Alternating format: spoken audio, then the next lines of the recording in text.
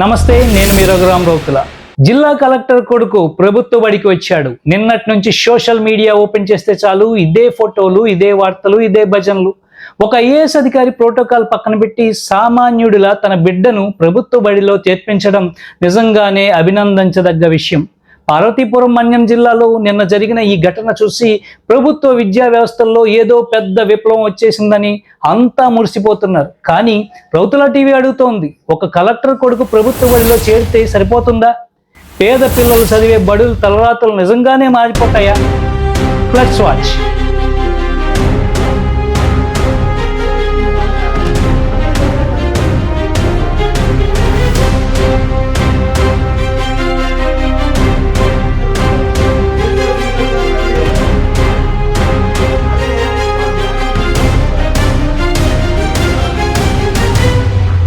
అసలు మన్యం జిల్లాకు ఇలాంటి ఘటనలు కొత్త ఏమీ కాదు. గతంలో ఇదే పార్వతీపురం మన్యం జిల్లా కలెక్టర్ పనిచేసిన నిశాంత్ కుమార్ గారు కూడా తన కుమారుడు వేదాంత్ను స్థానిక మండల పరిషత్ ప్రాథమిక పాఠశాలలో 1వ తరగతిలో చేర్పించారు. అప్పట్లో కూడా పేపర్లలో, టీవీల్లో పెద్ద ఎత్తున వార్తలు వచ్చాయి. నిన్న మళ్ళీ అదే సీన్ రిపీట్ అయింది. ఒకే జిల్లాలో గతంలో ఒక కలెక్టర్, ఇప్పుడు నిన్నటి రోజున మరో కలెక్టర్ తమ పిల్లలను ప్రభుత్వ బడికి పంపడం చూస్తుంటే ఒక విషయం స్పష్టమవుతుంది. జిల్లా కలెక్టర్లకు ప్రభుత్వ బడుల మీద నమ్మకం ఉంది. కానీ మన అసలైన ప్రశ్న ఇక్కడే మొదలవుతోంది.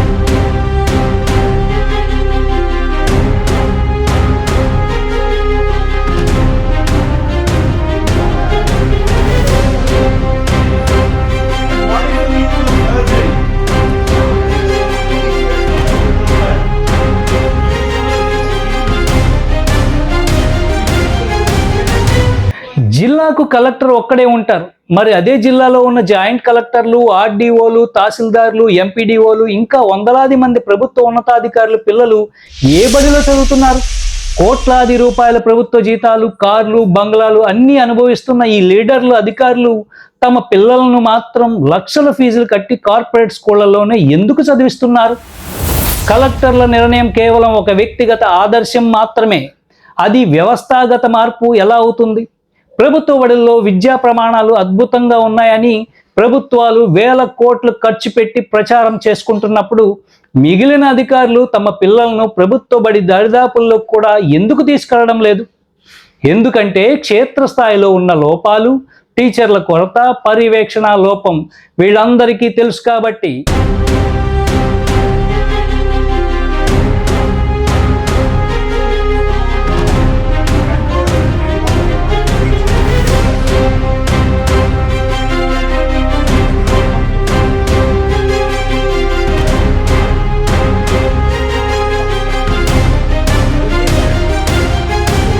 ఐఏఎస్ అధికారులు పిల్లలు చదివే ఒక్క స్కూల్ మాత్రమే కాదు, రాష్ట్రంలో వేలాది ప్రభుత్వ పాఠశాలలు బాగుపడాలి. అలా జరగాలంటే కేవలం ఇలాంటి సింబాలిక్ అడ్మిషన్లు చూసి మురిసిపోవడం ఆపేయాలి. ప్రభుత్వ జీతాలు తీసుకునే ప్రతి అధికారి, ప్రజాప్రతినిధి, ఎమ్మెల్యేలు, మంత్రులు తమ పిల్లలను ఖచ్చితంగా ప్రభుత్వ పాఠశాలల్లోనే చదివించాలనే చట్టం రావాలి. ఎప్పుడైతే ఒక పెద్ద ఆఫీసర్ కొడుకో, లీడర్ మనవడో సామాన్యుడి బిడ్డ పక్కన కూర్చుని చదువుకుంటాడో అప్పుడు ఆటోమేటిక్గా బడులు తలరాతలు మారుతాయి.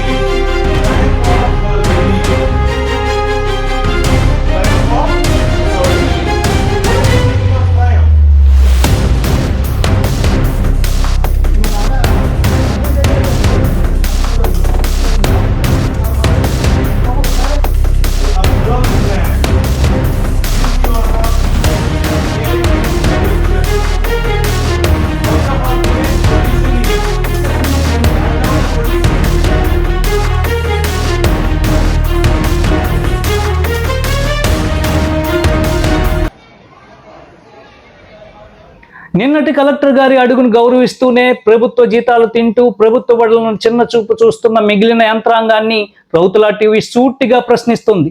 మీ పిల్లలను ప్రభుత్వ బడిలో ఎప్పుడు చేర్పిస్తారు?